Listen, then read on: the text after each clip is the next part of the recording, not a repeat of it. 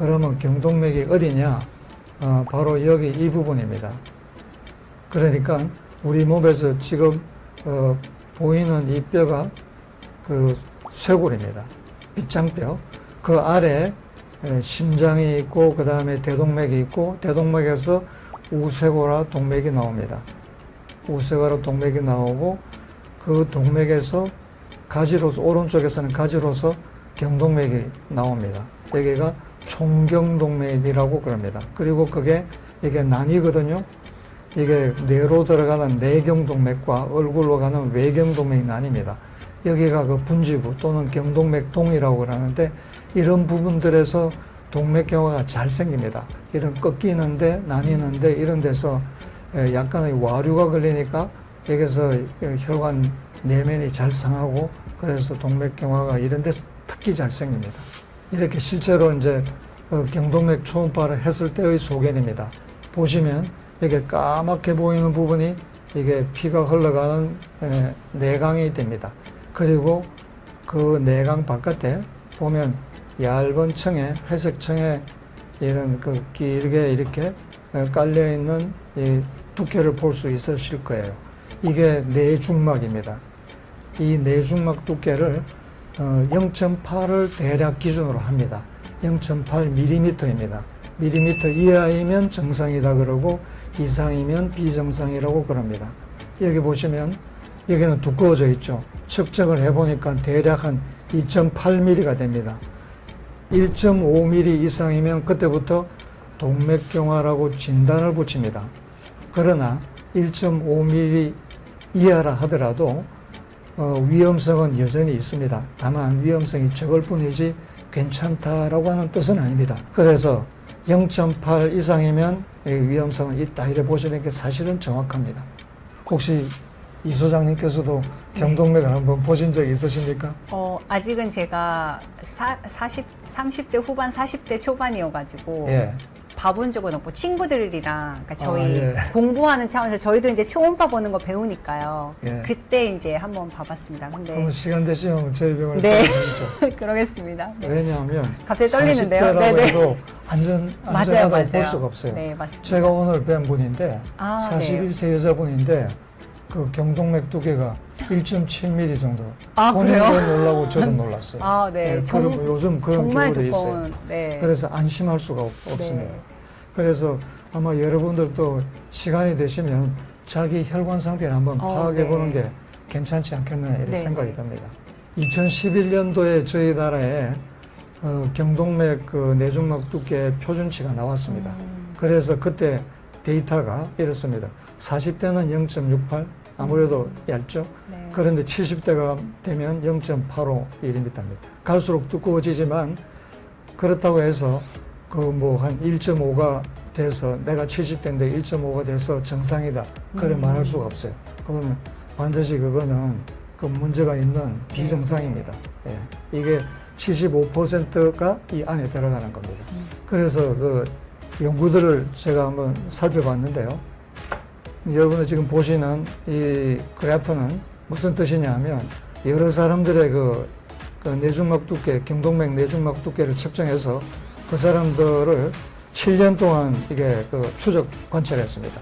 관찰하다 보니까 어떤 결과가 나오느냐 하면 하위 20%, 그러니까 그 얇은 사람들, 얇은 쪽 20%는 7년이 지나도 뇌졸중이나 심근경색을 당할 확률이 5% 미만이라는 거예요. 그런데 비해서 상위 20%는 어떻습니까? 거의 25%가 넘어가거든요. 네. 그러니까 거의 5배 정도 차이입니다. 그러니까 이 경동맥으로 측정했지만 실제로는 전신 혈관 상태라고 볼 수 있겠죠. 그러니까 혈관 상태가 좋은 사람이 그런 그 리스크를 당하지 않고 건강하게 간다는 이야기예요. 그러니까 혈관하고 건강은 직결된다고 볼 수밖에 없습니다. 도표를 보면서 말씀드리겠습니다. 지금 이게 복잡하게 되어 있지만 이게 전 세계 여러 군데의 데이터들을 다 이게 종합해서 메타 아날리시스를 한 겁니다. 하다 보니까 어떤 결과냐 하면 그 경동맥 내주막 두께가 0.1mm 증가할 때마다 심근경색은 15%가 증가한다는 거예요. 그리고 뇌졸중은 18%가 증가한다는 겁니다. 그러니까 이게 0.1mm 차이가 사실은 굉장하죠. 이게 자기의 그 운명을 결정하는데 큰 역할을 한다는 뜻입니다. 그러니까 어떻게든 이게 우리 그 동맥경화가 오지 않고 혈관이 깨끗해야 된다라는 우리가 그걸 사실을 여기서도 볼 수 있습니다. 다음 이게 또 다른 데이터인데요. 0.6mm부터 0.7, 0.8, 그 다음에 1mm 이렇게 각 구간별로 해서 나눠서 조사를 했습니다. 그래서 이게 1000명당 1년에 몇 사람이 그러면 그 뇌졸중이나 심근경색을 당하느냐라고 하는 걸 봤는데요. 여기서 이제 뇌경색에 대한 내용입니다. 보니까 이게 0.6mm부터 시작을 해요. 해서 점점 0.1mm 늘어날 때마다 이게 점점 이렇게 뇌경색을 당하는 이게 숫자가 늘어납니다. 그러니까 1000명당 예를 들면 1mm 이상이면 5명씩 되는 거예요. 그러니까 통계적으로 1mm 이상이면 1000명당 5명은 매년 뇌경색으로 쓰러져야 되는 거예요. 그게 자연현상인 거죠. 이거 진짜 무섭지 않습니까? 네, 맞아요. 예. 숫자로 이렇게 보면은 되게 건조해 보이지만 예. 그걸 해석하고 나면 진짜 조금 무서운 예. 얘기가 돼요. 그리고 그 두꺼울수록 확실히 늘어납니다. 네. 예, 여기는 이제 1mm까지를 이제 맥스로 잡았죠. 네, 네. 예. 그 다음 슬라이드 보겠습니다. 여기는 또 이제 다른 데이터입니다. 이거는 1mm 이상인 것과 그 이하인 것을 이렇게 두 가지를 비교해 볼 때 여성인 경우가 더 위험하네요. 네. 이하인 사람보다 네. 이상인 사람이 3.3배 그 뇌졸중 위험이 네, 높다는 네. 거예요. 네. 남자는 2배 정도 된다고 되어 있습니다. 이것도 역시 점진적으로 이렇게 늘어납니다. 이거는 전부 다 0.6mm 이하인 사람과 비교를 했습니다. 네. 하니까 그 1mm 이상 되는 사람은 그 0.6mm 이하인 사람에 비해서 무려 8배 반. 뭐 절대적으로 얇을수록 유리합니다. 네. 예. 다시 한번 말씀드리지만 여러분들이 하실 수 있는 거는 우리가 처음에 이야기했듯이 부지런히 운동을 하시는 겁니다. 이 운동은 어렵지 않습니다. 이 운동 효과가 이렇게 지속적으로 남아 있으려면 일주일에 적어도 서너 번은 하셔야 돼요. 그래서 대략 저는 한 4번 하시라고 그럽니다. 그리고 힘든 운동은 안 하셔도 돼요. 걷기가 좋지 않습니까? 그래서 빨리 걷는 거죠. 네, 속보로. 네. 그래서 적어도 40분. 네. 기준은 약간 땀날 정도. 네.